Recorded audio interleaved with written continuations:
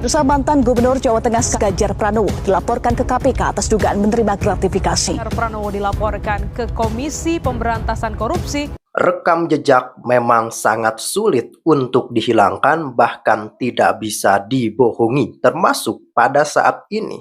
Skandal indikasi dugaan gratifikasi yang kembali meledak ke permukaan. Karena tentu saja rekan-rekan sebelumnya ini kan sudah ada berupa tindakan laporan dan lain semacamnya. Nah, menurut Anda jika ada pelaporan seperti ini, apakah perlu ditindaklanjuti atau justru tidak? Silahkan tuangkan pendapat Anda di kolom komentar, karena ini dinilai rekan-rekan ada sangkut pautnya dengan kemungkinan indikasi kuat kerugian negara. Maka dari itu, ayo deh kita simak serta analisa bersama-sama. Ya pemirsa, pada persidangan pekan lalu, Setia Novanto menyeret dua anggota kabinet Jokowi, Puan Maharani dan Pramono Anung. Setia Novanto menyebut keduanya masing-masing menerima uang sebesar $500.000 Amerika Serikat. Wakil Presiden Gibran Rakabuming Raka menyoroti rancangan undang-undang perampasan aset. Menurutnya para koruptor tidak cukup hanya dihukum penjara, tetapi harus dimiskinkan agar harta yang diperoleh dari korupsi bisa dikembalikan ke negara. Jika kita sungguh-sungguh ingin memberantas korupsi, maka koruptor harus dimiskinkan. Para koruptor harus tahu bahwa kejahatan korupsi bukan hanya membuat mereka harus tidur di balik jeruji besi, tapi negara juga dapat mengambil kembali semua harta yang mereka curi. Prinsipnya sederhana, selama suatu aset bisa dibuktikan berasal secara langsung maupun tidak langsung dari tindak pidana seperti korupsi, narkotika, pertambangan liar, penangkapan ikan ilegal, pembalakan liar, judol, ataupun TPPO, negara memiliki kewenangan untuk merampas aset tersebut.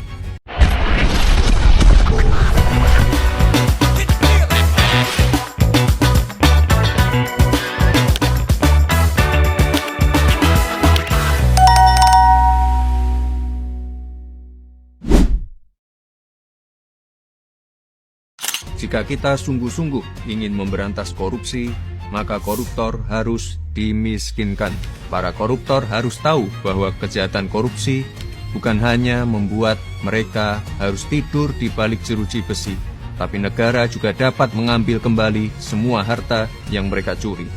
Prinsipnya sederhana, selama suatu aset bisa dibuktikan berasal secara langsung maupun tidak langsung dari tindak pidana seperti korupsi, narkotika, pertambangan liar, penangkapan ikan ilegal, pembalakan liar, judol, ataupun TPPO, negara memiliki kewenangan untuk merampas aset tersebut untuk dikembalikan menjadi aset negara, menjadi hak rakyat yang digunakan kembali untuk kepentingan rakyat. Inilah esensi dari RUU Perampasan Aset yang saat ini menjadi sangat penting dan mendesak.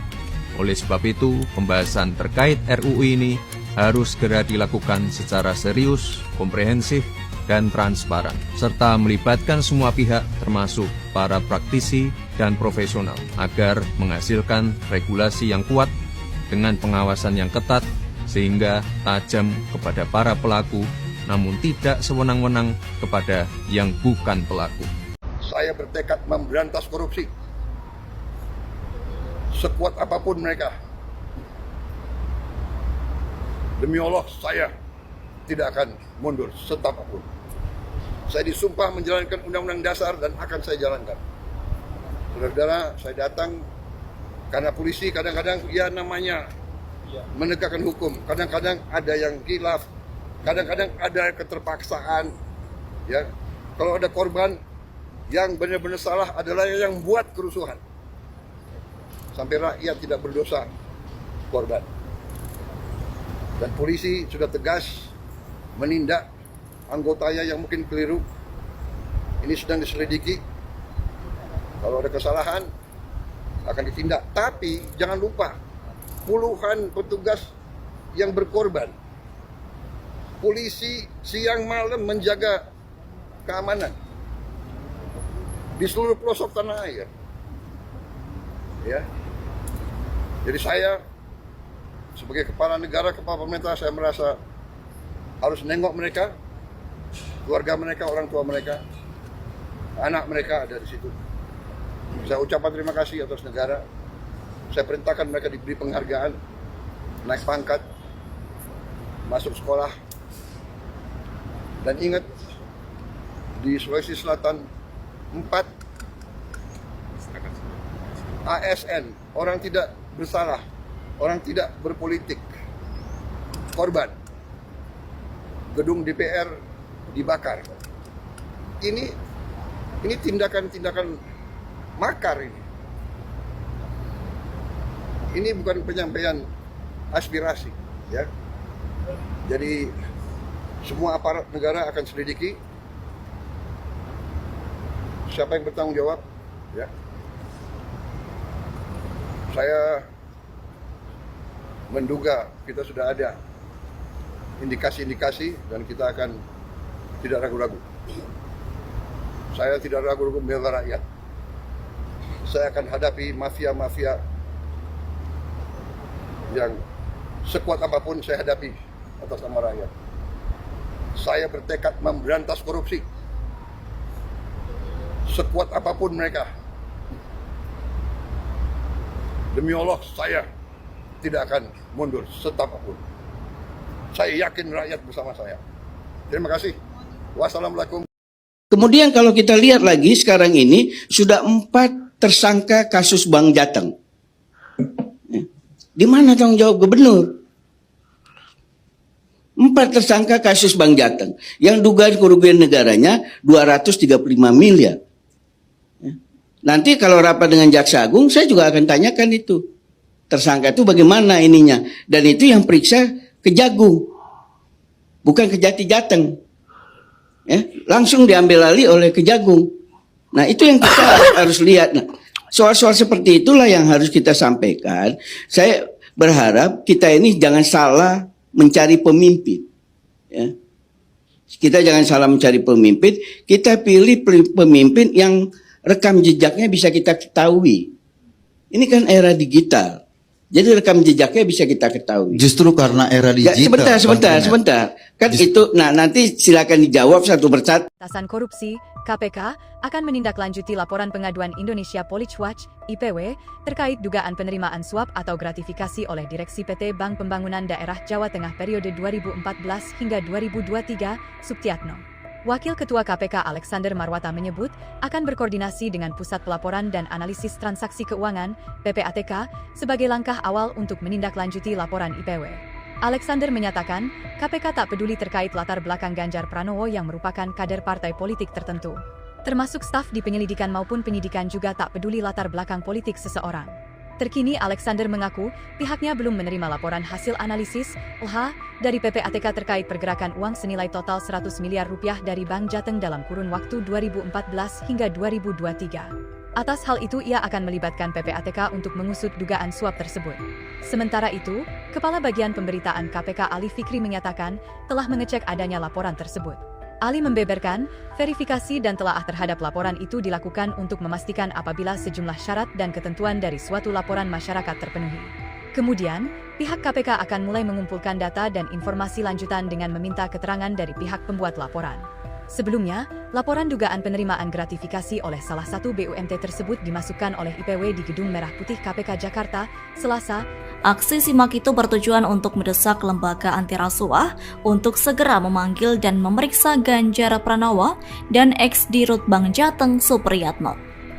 Saat itu tampak massa unjuk rasa membawa mobil komando, kemudian membawa spanduk bertuliskan permintaan agar KPK tak lambat dalam menangani laporan dugaan gratifikasi tersebut. Koordinator aksi yakni Udin mengatakan pihaknya menyuarakan kasus tersebut bukan lantaran politisasi maupun kriminalisasi terhadap Ganjar. Yakni aksi yang dilakukannya tak ada kaitannya dengan politik lantaran pemilu 2024 sudah berakhir. Ia mendesak KPK terkait kasus Ganjar karena hal itu murni masalah hukum. Udin menyatakan dugaan gratifikasi yang dilakukan di Dirut Bank Jateng dan Ganjar Pranowo sangat merugikan negara. Teman-teman, saudara-saudaraku se-Nusantara, kali ini saya ingin merespon bahwa beberapa hari lalu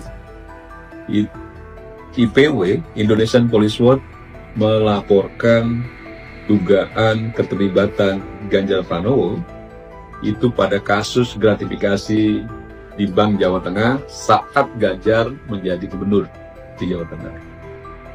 Nah, ini cukup menarik ya, karena memang sebagai salah satu tokoh, sebagai calon presiden, tentu kita ingin bahwa dugaan-dugaan kasus yang diadukan itu segera diperjelas, betul atau tidak. Kalau memang ada bukti-bukti dan faktanya secara hukum, saya rasa KPK itu tidak boleh ada keraguan, tidak boleh ada ketakutan untuk segera memproses Ganjar Pranowo. Panggil, minta untuk mengklarifikasi atas aduan IPW. Dan ini harus clear karena ini menyangkut rasa keadilan masyarakat. Dan selain itu, kita juga mendengar bahwa adanya dugaan diterimanya anggaran atau dana oleh GP dari illegal mining, misal. Walaupun itu belum ada yang melaporkan, karena kita baru mendengar ya ini, betul atau tidak, apakah memang informasi-informasi yang beredar itu ternyata ada bukti, ada fakta dan lain sebagainya. Saya rasa itu juga pada waktunya juga akan ditindaklanjuti. Atau misalnya Anies Baswedan, selain soal dugaan keterlibatan di kasus Formula E ya sudah dilakukan prosesnya, penyelidikan oleh KPK. Tapi juga konon katanya ada persoalan hukum di perusahaan daerah DKI Jakarta yang melibatkan, ini diduga ya, melibatkan Anies Baswedan ketika menjadi gubernur DKI Jakarta. Nah, ini cukup menarik, beberapa kasus-kasus yang sekarang ini mulai terkuak, sudah mulai beredar di area publik ya, karena kita juga mendengar sudah mulai bisik-bisik soal kasus-kasus ini. Nah, tapi poin yang paling penting adalah bahwa sebagai suatu bangsa, kita tidak boleh tebang pilih dalam persoalan hukum. Siapapun dia, mau dia tokoh politik, mau dia calon presiden, calon wakil presiden, atau siapapun dia, itu sama kedudukan di mata hukum. Jadi, jika memang itu ada dugaan kuat, disertai dengan data dan bukti-bukti, saya rasa kami semua, rakyat Indonesia, akan mendukung penuh KPK untuk segera memproses apa yang menjadi tugas KPK dalam persoalan hukum, khususnya tindak pidana korupsi. Nah, semoga semua ini bisa berjalan dengan baik, dan harapan kita semua, kita mendapatkan rasa keadilan di masyarakat ini, dan ada kejelasan terkait dengan isu-isu yang berkembang, apalagi dalam konteks kasus Bank Jawa Tengah ini sudah cukup ramai dibicarakan oleh publik setelah dilaporkan oleh IPW. Nah, ini harus segera ditindaklanjuti. Nah, persoalan bahwa memang ini ada dugaan hubungannya dengan kontestasi pilpres dan lain sebagainya, saya rasa itu hal yang berbeda, hal yang lain. Bahwa memang ada kasus yang dilaporkan, yaitu yang harus menjadi fokus KPK, benar atau tidak, bersalah atau tidak, yang disertai tentu dengan bukti-bukti ya. Saya rasa itu yang ingin saya sampaikan, dan saya atas nama Rampai Nusantara, Mardiasa, Ketua Umum, itu akan mendukung penuh setiap langkah-langkah KPK atau penegak hukum lainnya, termasuk kepolisian, dalam pengusutan kasus-kasus hukum yang melibatkan elit politik, termasuk para calon presiden dan calon wakil presiden. Presiden menangkap, ketika berbicara Presiden menangkap kekhawatiran itu. Dia menangkap, jadi langsung beliau berkata, soal saya adalah semua partai mendukung RUU KPK itu. Jadi saya menangkap beliau itu berdiri sendiri. Partai pendukung beliau yang memilih beliau omong kosong, tidak ada mendukung KPK.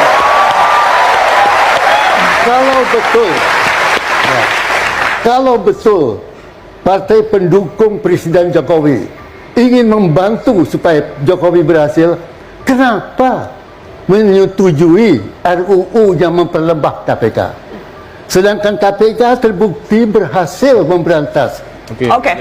Saya jawab ya. Sebentar, Prof. Dalam konteks kemudian sekarang saya ingat, saya pernah membaca ada pernyataan Pak Jokowi yang bilang saya kan tidak punya fraksi di DPR. Konteksnya apa ketika menyampaikan itu? Apakah memang itu pengakuan bahwa sedang dikeroyok DPR? Implisit berkata semua partai mendukung RUU KPK itu. Beliau sendiri berdiri sendiri. Mana partai-partai yang sok membantu beliau? Sok. Ya. Pertama, beliau menghadapi fakta bahwa ada RUU tentang KPK. Kami berpendapat keliru isi dari RUU KPK yang intinya melemahkan KPK. Tidak ada instansi dari pemerintah sejak proklamasi yang berhasil seperti KPK. Ketua Mahkamah Konstitusi ditangkap. Ketua DPD, Dewan Perwakilan Daerah, DPR, Ketua Partai, macam-macam. Itu dilakukan oleh KPK terhadap oknum-oknum partai politik yang hanya KPK berani berbuat. Karena itu, setiap usaha memperlemah KPK, kami anggap melawan garis kebijakan Presiden yang ingin membangun pemerintahan yang bersih dan berwibawa. Jadi persoalannya adalah isi dari Perpu melemahkan KPK. Isi dari undang-undang, revisi. Revisi ya, itu yang kita tentang. Kalau KPK berhasil sehingga memberantas korupsi, mengapa diperlemah? Mengapa diangkat Dewan Penasehat? Mengapa? Intinya, KPK harus tetap memegang peran sentral dalam pemberantasan korupsi. Karena itu KPK harus didukung dengan kewenangan dan kekuatan yang memadai. Dan harus lebih kuat dibandingkan dengan lembaga-lembaga lain dalam pemberantasan korupsi. Saya tidak setuju terhadap beberapa substansi RUU inisiatif DPR ini yang berpotensi mengurangi efektivitas tugas KPK. Yang pertama, saya tidak setuju jika KPK harus memperoleh izin dari pihak eksternal untuk melakukan penyadapan. Misalnya harus izin ke pengadilan. Tidak. KPK cukup memperoleh izin internal dari Dewan Pengawas untuk menjaga kerahasiaan. Yang kedua, saya juga tidak setuju penyelidik dan penyidik KPK hanya berasal dari kepolisian dan kejaksaan saja. Penyelidik dan penyidik KPK bisa juga berasal dari unsur ASN, aparatur sipil negara, yang diangkat dari pegawai KPK maupun instansi pemerintah lainnya. Tentu saja harus melalui prosedur rekrutmen yang benar. Yang ketiga, saya juga tidak setuju bahwa KPK wajib berkoordinasi dengan Kejaksaan Agung dalam penuntutan. Karena sistem penuntutan yang berjalan saat ini sudah baik, sehingga tidak perlu diubah lagi. Yang keempat, saya juga tidak setuju perihal pengelolaan LHKPN yang dikeluarkan dari KPK diberikan kepada kementerian atau lembaga lain. Tidak, saya tidak setuju. Saya minta LHKPN tetap diurus oleh KPK sebagaimana yang telah berjalan selama ini. Terhadap beberapa isu lain, saya juga memberikan catatan dan mempunyai pandangan yang berbeda dengan substansi yang diusulkan oleh DPR. Perihal keberadaan Dewan Pengawas, ini memang perlu. Karena semua lembaga negara, Presiden, MA, DPR, bekerja dalam prinsip check and balances, saling mengawasi. Hal ini dibutuhkan untuk meminimalisir potensi penyalahgunaan kewenangan. Di misalnya kayak presiden aja diawasi, diperiksa BPK dan juga diawasi oleh DPR. Jadi kalau ada Dewan Pengawas, saya kira itu sesuatu yang juga wajar dalam proses tata kelola yang baik.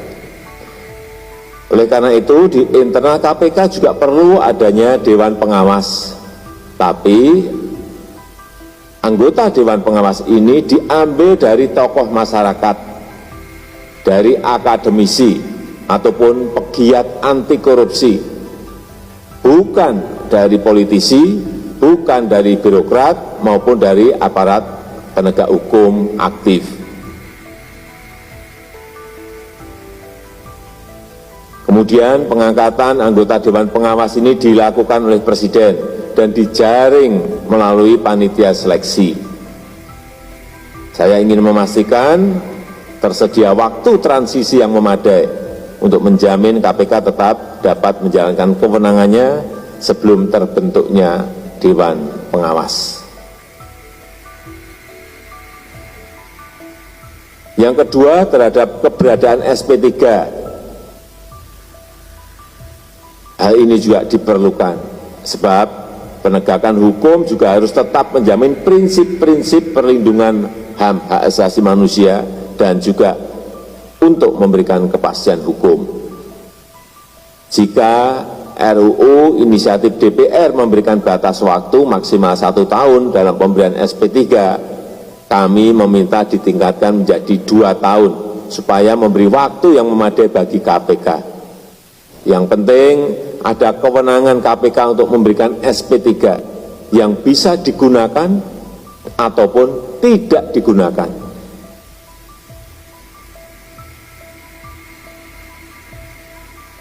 Dan yang ketiga terkait pegawai KPK. Pegawai KPK adalah aparatur sipil negara, yaitu PNS atau P3K.